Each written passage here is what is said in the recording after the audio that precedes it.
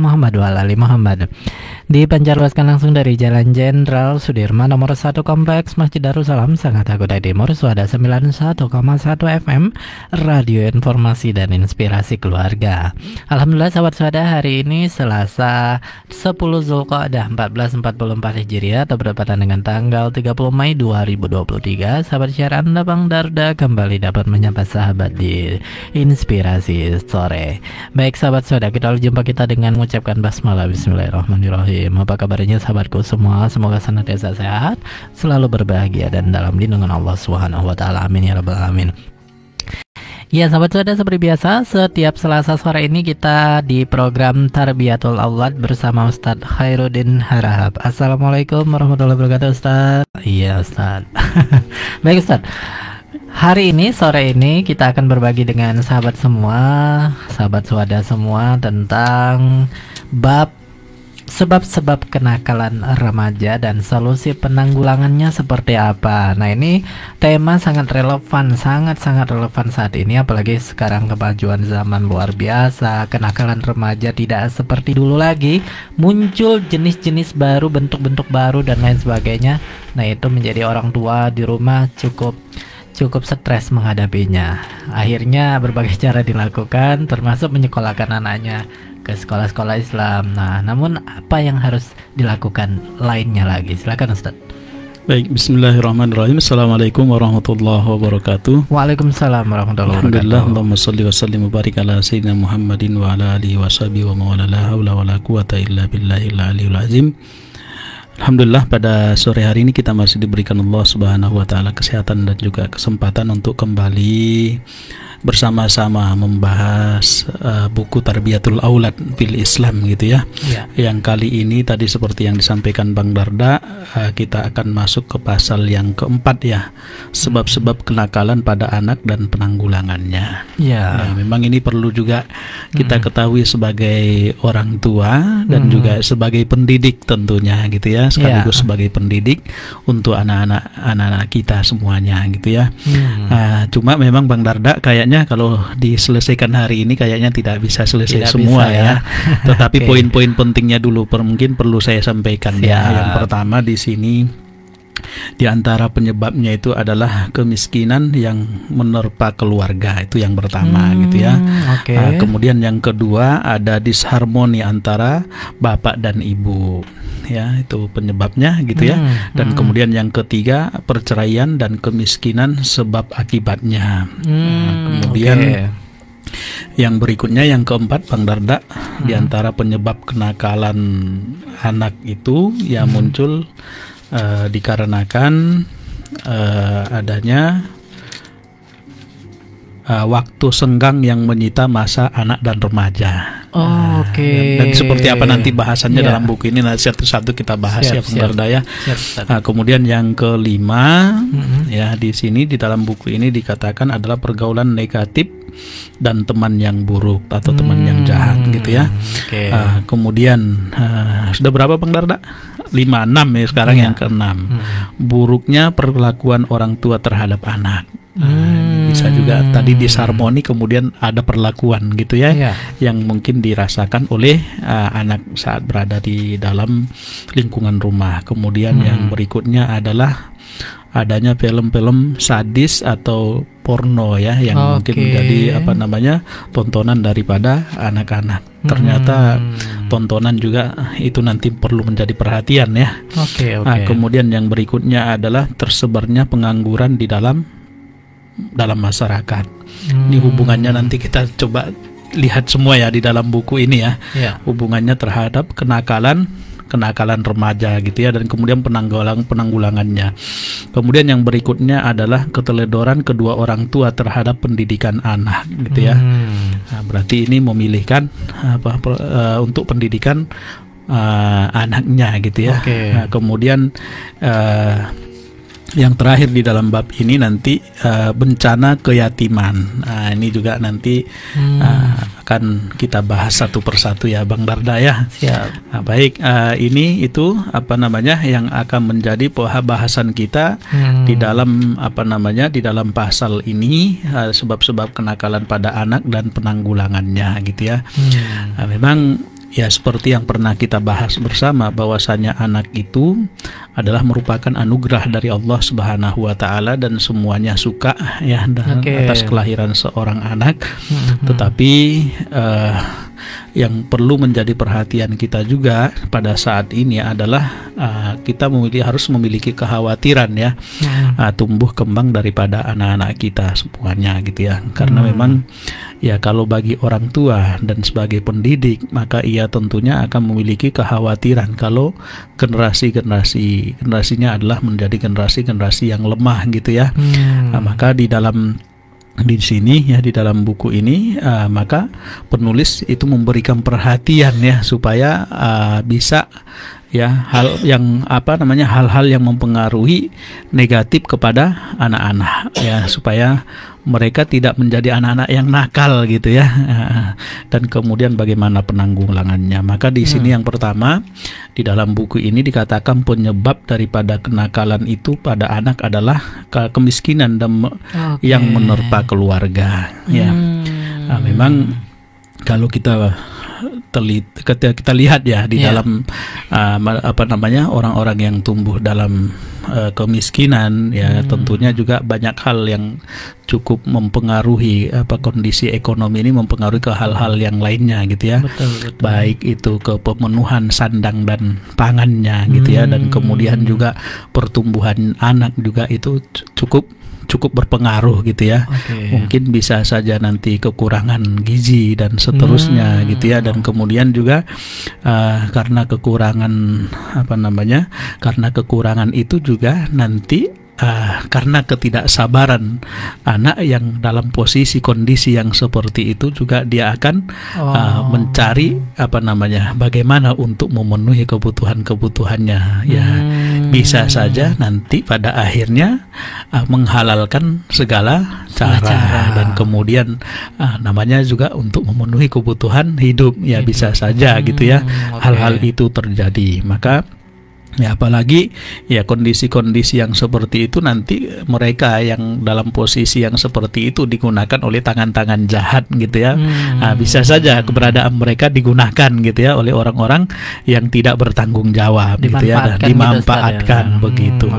Ya, dan kemudian akhirnya mereka tumbuh dengan lingkungan yang ada, yang akhirnya itu cukup mempengaruhi mereka ya.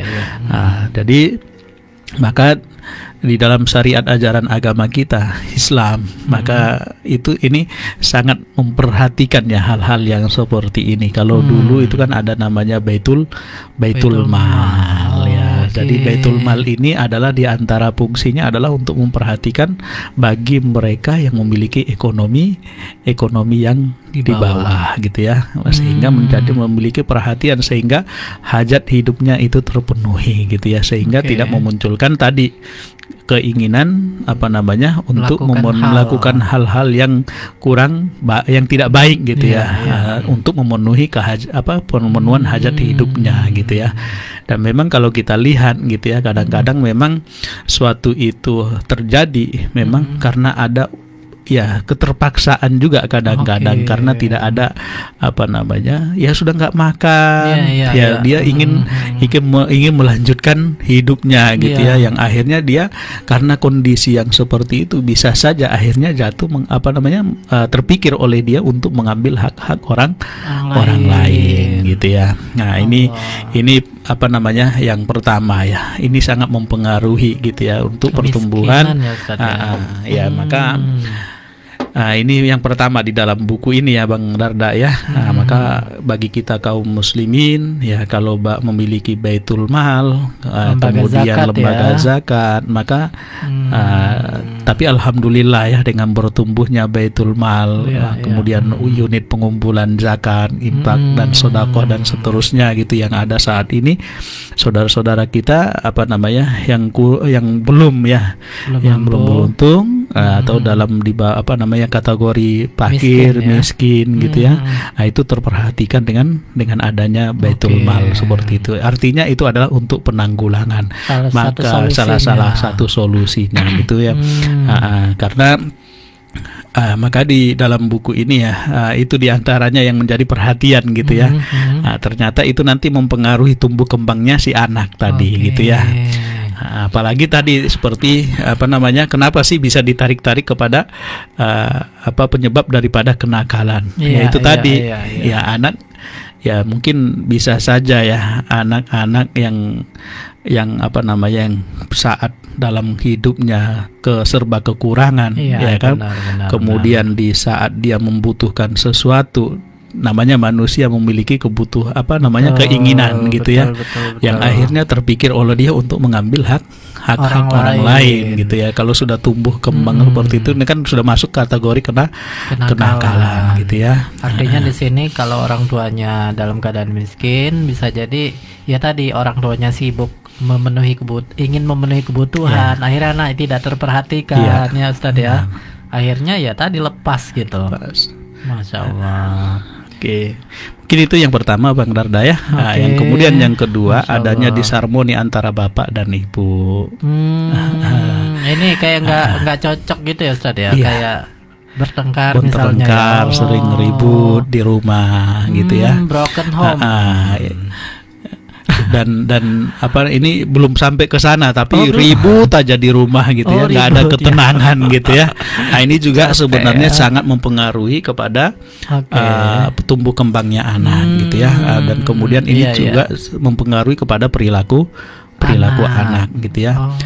Kalau di dalam buku ini, kalau ada rumah tangga yang seperti itu ya, anak itu pasti akan lari mencari kedamaian ya, pasti dia akan mencari lingkungan yang dia buat dia nyaman gitu ya. Jadi seperti itu gitu ya, cari tempat lain gitu cari ya, tempat lain. Kalau lingkungan yang dia dapatkan itu adalah lingkungan yang baik, maka dia juga akan baik gitu ya. Tapi kalau ternyata lingkungan yang dia temukan di lingkungan yang kurang baik, maka tumbuhlah dia menjadi orang yang berperilaku buruk gitu ya. Jadi seperti itu. Maka di sini disharmoni ini harus menjadi perhatian, jangan sampai, karena itu memang mempengaruhi, sangat mempengaruhi tumbuh kembang si anak gitu ya. Dan kemudian karena dia melihat apa namanya, kedisharmonian antara bapak dan ibu, mungkin ribut, maka mungkin dan itu juga sangat mempengaruhi dari perilakunya sendiri gitu ya. Dan bisa juga dia nanti akan berperilaku yang sama seperti apa yang sering dia lihat gitu ya. Apakah itu dari sisi kata-kata gitu ya, ungkapan-ungkapan yang dikeluarkan gitu ya. Kalau sudah disharmoni kan biasanya ungkapan-ungkapan kata-kata juga tidak akan terkontrol gitu ya. Mungkin semua kata itu akan keluar gitu ya, dan kemudian itulah yang akan dirasakan kemudian didapatkan gitu ya, yang akhirnya mempengaruhi perilaku gitu ya, si anak. Ya. Masya Allah. Maka perlu menjaga harmonisasi di dalam rumah, dalam keluarga gitu ya. Ini ya mungkin kalau di di dalam Islam ya, di bahasan di dalam buku ini memang kan dari awal itu sudah diajarkan ya bagaimana untuk mempersiapkan yang seperti yang awal-awal kita bahas dalam buku ini gitu ya. Memilih jodohnya ya. Bagaimana cara memilih jodoh, memilih pasangan gitu ya. Sehingga nanti menjadi harmoni di dalam membangun rumah tangga, bukan justru disharmoni ya. Tapi itu kembali kepada niatnya ya kan. Maka tuntunannya kan sudah ada kalau dalam ajaran kita Islam gitu ya. Bagaimana tuntunannya untuk memilih gitu ya.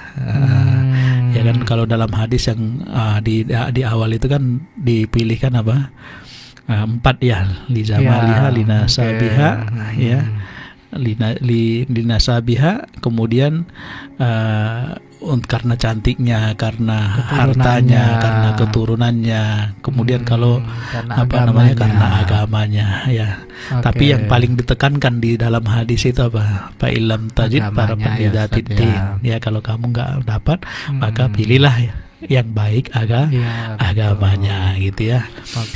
Karena kalau nanti, makanya niat niat dalam mau berumah tangga itu juga nanti sangat mempengaruhi dalam proses perjalanan rumah tangga. Ya, disharmoni itu muncul mungkin perlu kita cek niat awalnya apa gitu ya.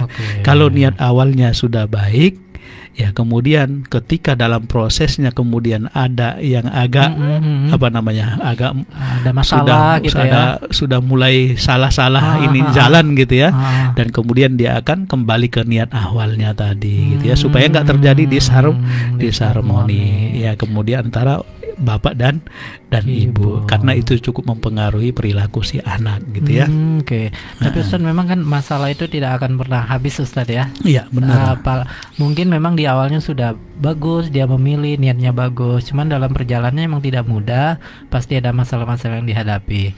Oleh karena itu apa ya Ustaz ya yang bisa menjadi solusi untuk kita sebagai orang tua supaya tadi disharmoni itu tidak terjadi gitu.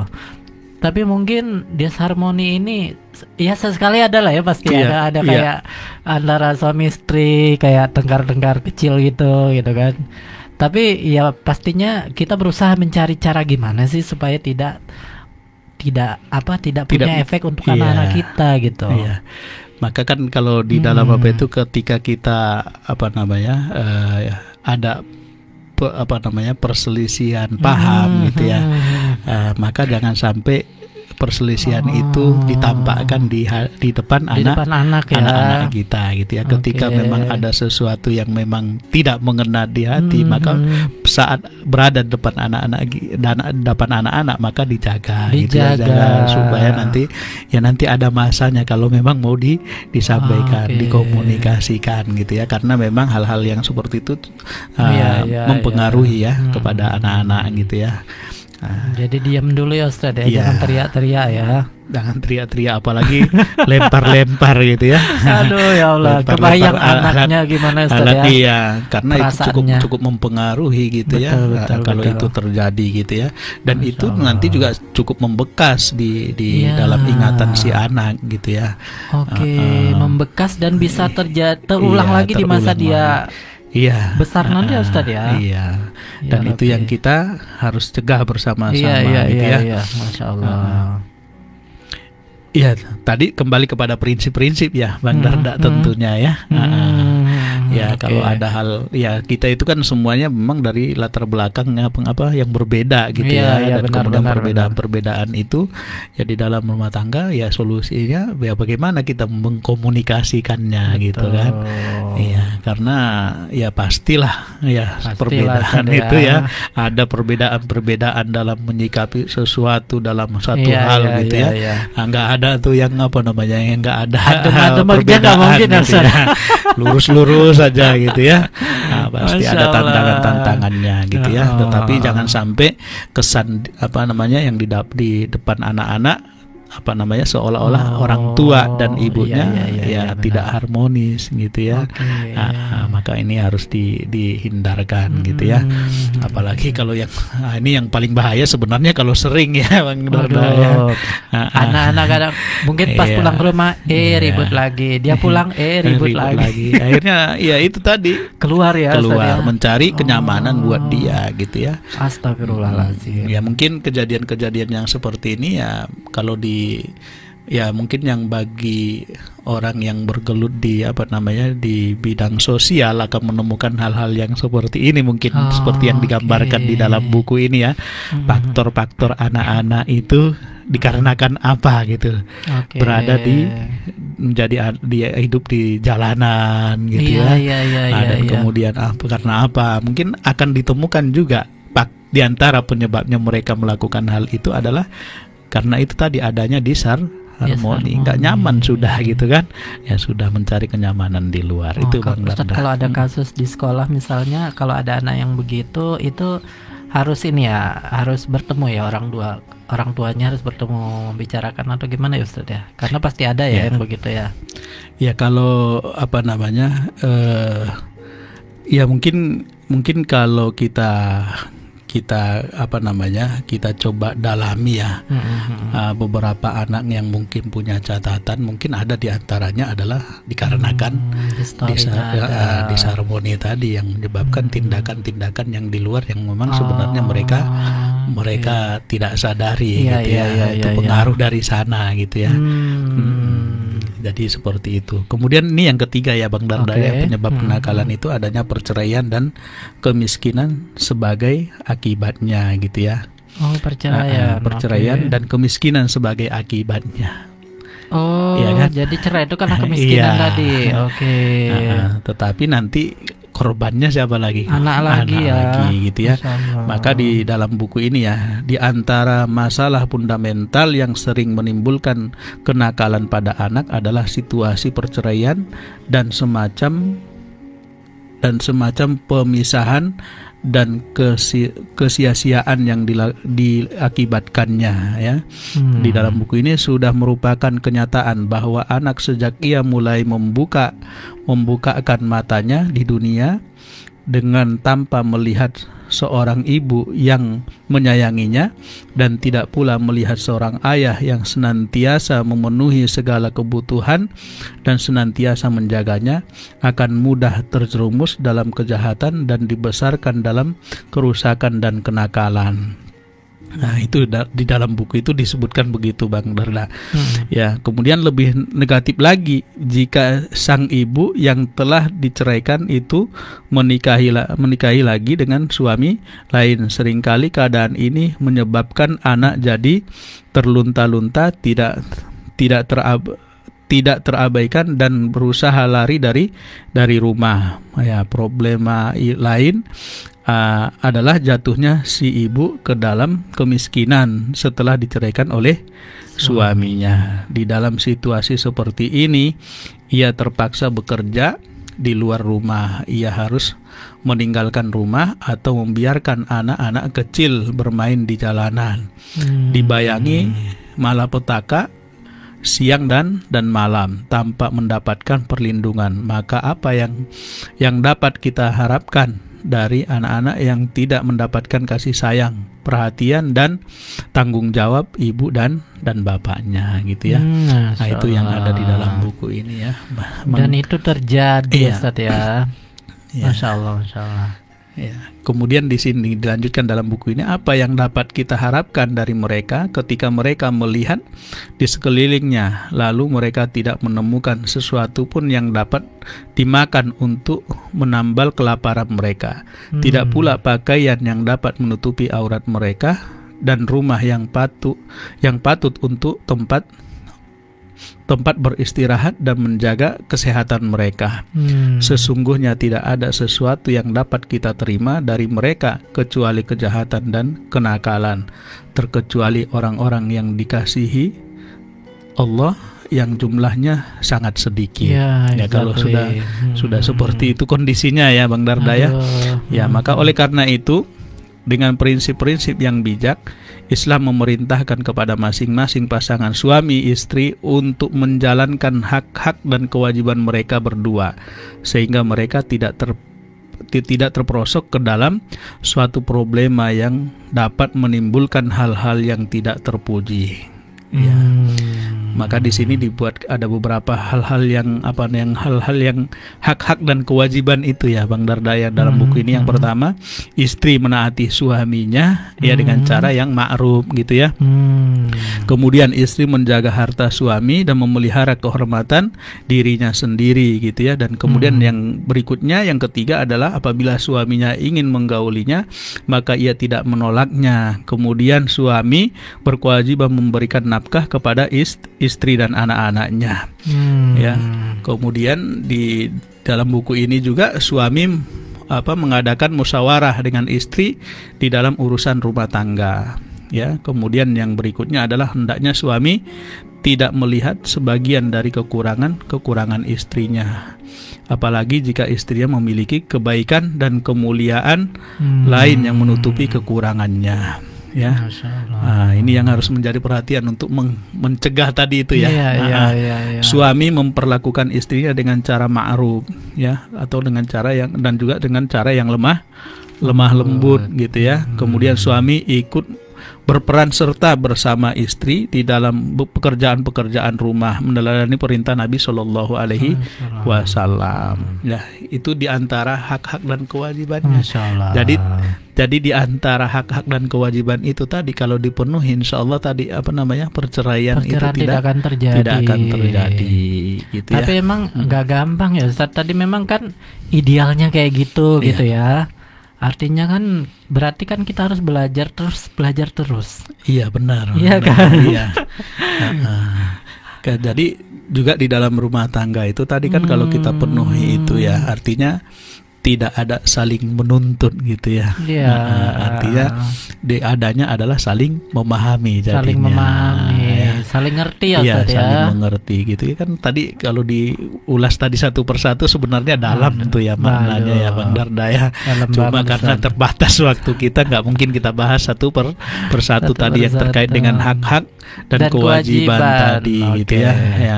Yang artinya ini disampaikan dalam buku ini supaya tidak terjadi tadi ya terjadinya perceraian gitu ya. Kalau kita ikuti sama-sama itu kan betapa indahnya bagaimana menggambarkan dalam sebuah perjalanan rumah tangga begitu ya. Harmonis ya Ustaz, harmonis gitu ya. Masya Allah.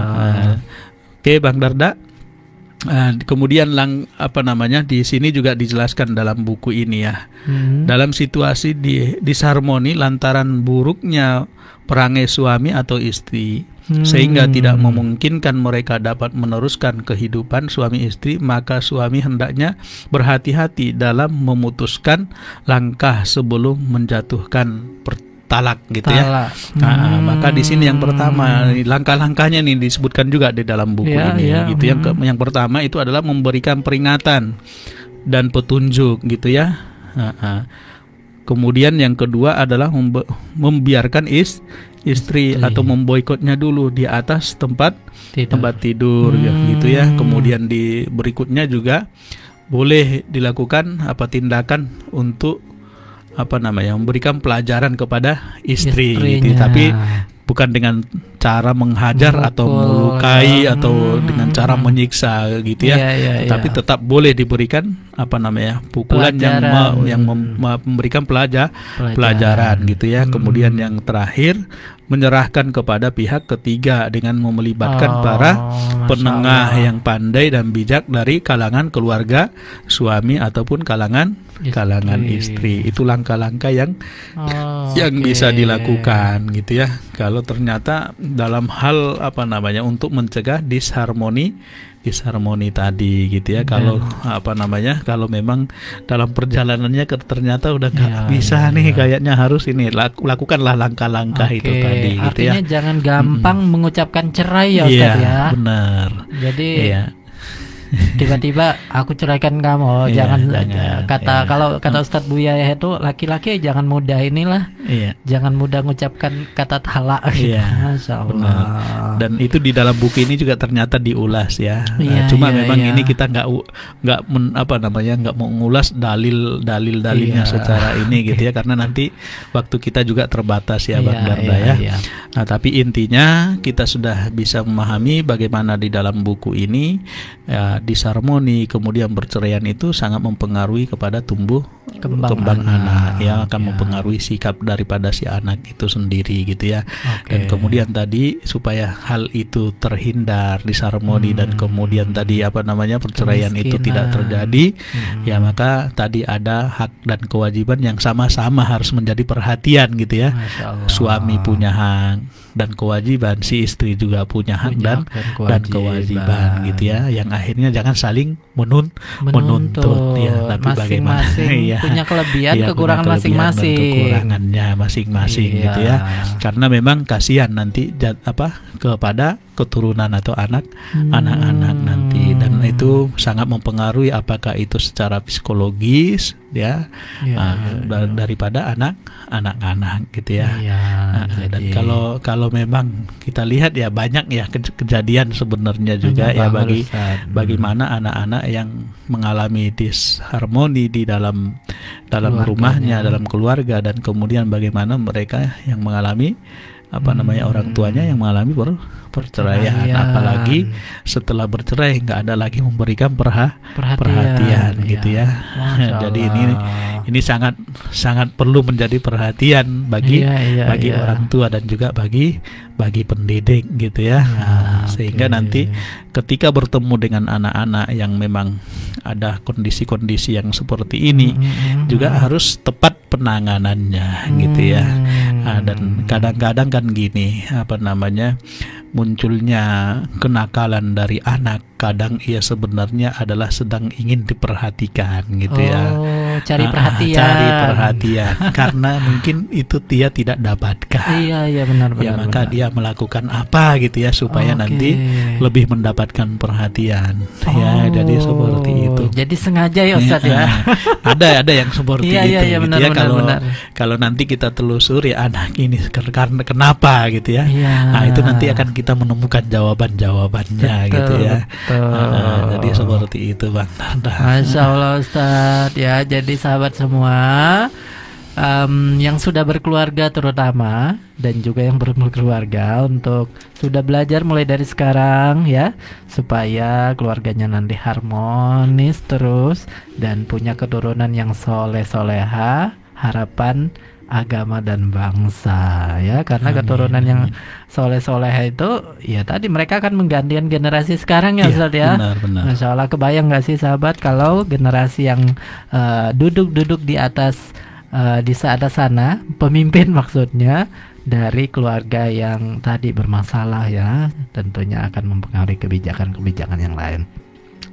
Baik Ustadz, tadi berarti kita sudah bahas penyebab kemiskinan ya, disharmoni sama perceraian ya. Nanti kita akan lanjutkan pekan depan insya Allah, penyebab-penyebab lainnya. Iya Bang Darda. Mungkin itu dulu Bang Darda yang kita sampaikan hari ini ya, terkait dengan tarbiyatul aulad bil Islam. Ya, mudah-mudahan pekan depan ya pendengar Suada bisa membersamai kita kembali di waktu yang sama ya, betul. Di jam yang sama gitu ya.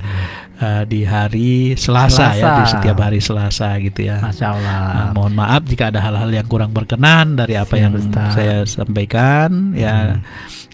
Saya kembalikan ke Bang Darda. Assalamualaikum warahmatullahi wabarakatuh. Waalaikumsalam warahmatullahi wabarakatuh. Ustadz, makasih Ustadz. Insya Allah sahabat semua mendengarkan acara ini, mendengarkan program Tarbiyatul Aulad ini, salah satu langkah cara agar tadi keluarga kita harmonis, kita belajar terus ilmu parenting kita ya, karena ya zaman ini terus berkembang. Kita tentunya sebagai orang tua harus tahu ilmu-ilmu baru yang tadi menjadi bekal kita untuk kehidupan keluarga kita yang lebih baik ke depannya.